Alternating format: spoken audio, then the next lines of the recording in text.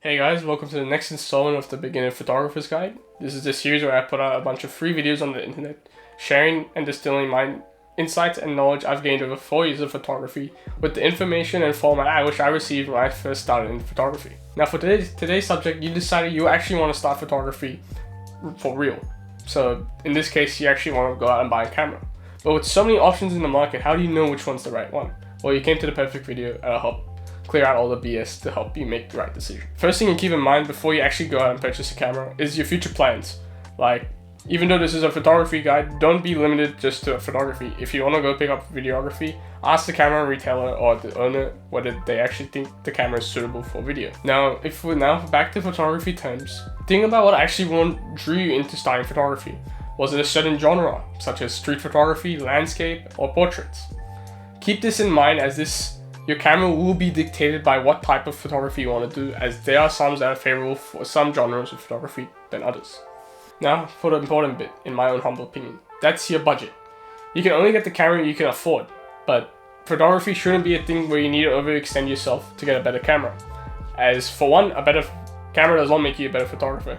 And second, it shouldn't be a thing that deprives you of other pleasures that you want to indulge in. Photography is a hobby to be enjoyed, not a sacrifice for other things. Now, for most of us photographers, we start this off as a hobby. So most hobbyists look around the mid-range price of 1000 USD. With this, you can get interchangeable lens cameras. This offers the option of actually changing out the lens to provide better image quality than the lens that's supplied by the manufacturer.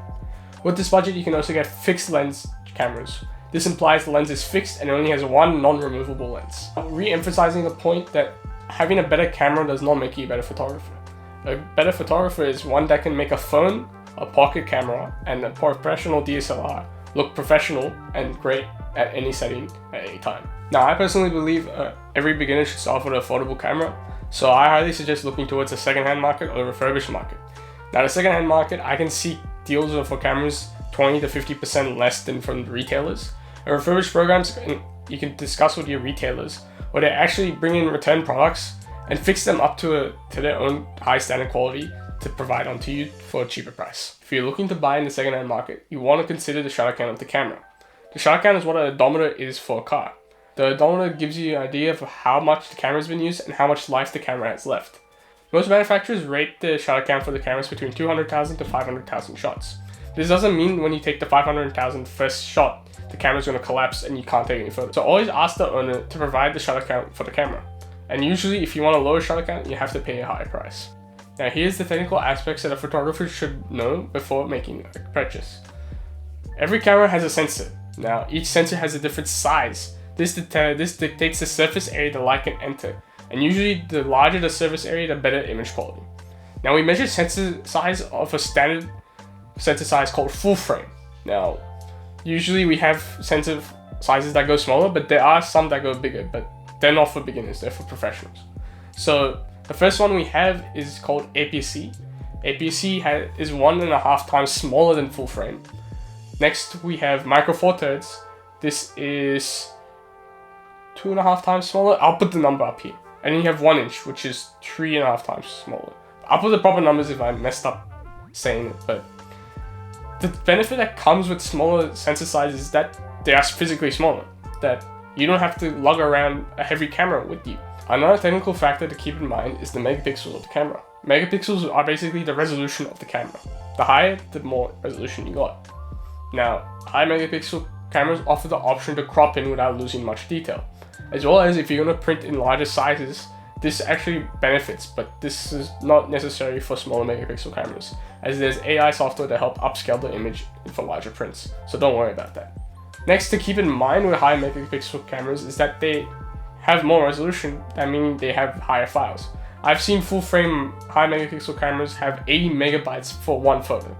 If you're doing a travel photography trip, you're gonna have over 1,000, so that's an extra expense for your storage. For most modern cameras, they have more than enough megapixels, but if you're looking for a number to aim towards, that's 24 megapixels. That will be more than enough for the photography and videography you're going to be doing in the future. For the build of the cameras, we have DSLRs, which are the older version of what cameras are, but if you tell someone that you own a camera, this is what they typically imagine. Then we have mirrorless bodies. Mirrorless bodies are the evolution of what DSLRs are. They don't have a mirror, meaning they have fewer components, meaning they're more compact than DSLRs. For most situations, I highly advise for people to go to the mirrorless route, as you're future-proofing yourself and this is becoming the standard nowadays. Now, the only time I recommend a DSLR is that if you're on a really tight budget. You can find very good deals for high-end DSLRs on the used second-hand market. Just keep in mind of the shutter count when you buy it. Next, we'll talk about size and weight. Size and weight is dependent on what materials the cameras use. Plastic indicates that it would be lighter but not as durable as metal builds, but they come with the offset of being a lot heavier. Now, your sensor size dictates your size and weight of the kit, as it dictates the camera body for surrounding the sensor as well as the camera lens to accommodate it. Now, size and weight will actually dictate the type of experience you'll be having when you shoot out in the field. Wedding and portrait photographers don't mind having a heavier kit surrounded around their neck because they prioritize the quality and don't move around that much. Meanwhile, street photographers and landscape photographers go over 10,000 steps a day lugging around a bunch of camera gear in their backpack or around their neck. This provides a discomfortable experience using a heavier bit of kit. Photography is something to be enjoyed, not to be a burden whenever you want to go out taking photos. The size and weight of your kit will ultimately depend on what type of style of photography you're doing. But keep in mind, photography should be something that should be enjoyed, not a burden to carry around. Brands. This is the most controversial thing I'm going to be talking about, but brands' names do not matter. Most modern cameras will do more than enough for the beginner's needs and wants. Now, some people like to exhibit their brand elitism just due to minor differences between each brand. Now, some examples include Leica. They're known to be a bougie, very extremely well-built brand, but they are eye-wateringly expensive. Nikon and Canon offer DSLR builds with modern features to photographers. Sony offers the innovative technologies that ultimately camera brands will take up upon as the competitor. Fujifilm offers retro-style bodies with film-like simulations for the taste of the modern consumer. For those who still are brand loyal, I think you're missing the point. Cameras are just tools. They're not fashion accessories that to show off. Ultimately, whatever works for you is great. More all the power to you. Now, before actually going out and buying a camera, you want to keep in mind of the lens ecosystem they have. Generally, you cannot use one brand's lenses with another camera body. Without many different caveats to it, but just generalizing. Like, I cannot use a Sony lens on a Canon body. That just doesn't work.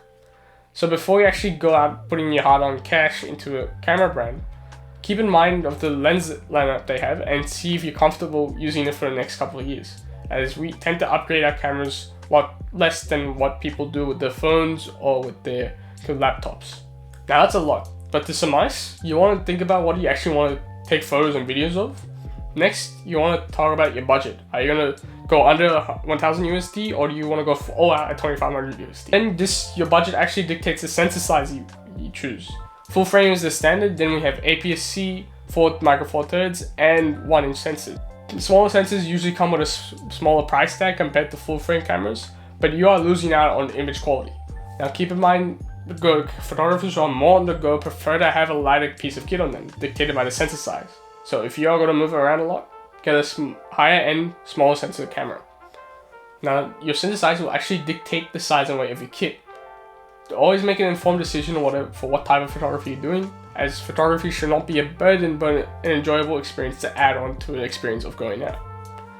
Next, you want to consider the future growth you're going to be doing on this camera. You'll be doing a lot of growing with this camera, and I often find that if you spend a little bit more, you will get more enjoyment and you will actually offset the time when you actually have to upgrade your camera later on. Now, regardless of whatever financial position you're in, a better camera does not make you a better photographer. We all start off with our own financial positions, but this does not dictate the skill that you can build off a $100 camera. Hell, I started off with a nearly 10-year-old Nikon, and I built my way up and built some pretty good images that I put on my Instagram. Then ultimately, I decided to buy the trigger to upgrade a new one. So we all start from somewhere. There's no shame from it, as a good photographer can make a phone, a 10-year-old camera, a brand new professional camera look great. Cameras are just tools, they're not fashion accessories, so do not get discouraged if you don't actually end up getting a higher end camera. Now, I haven't made any specific camera recommendations, but if you have any in mind and you want my opinion on it, feel free to put a comment down below and I'll get to it as soon as possible. So yeah guys, if you enjoyed that, follow me on Instagram and subscribe for more.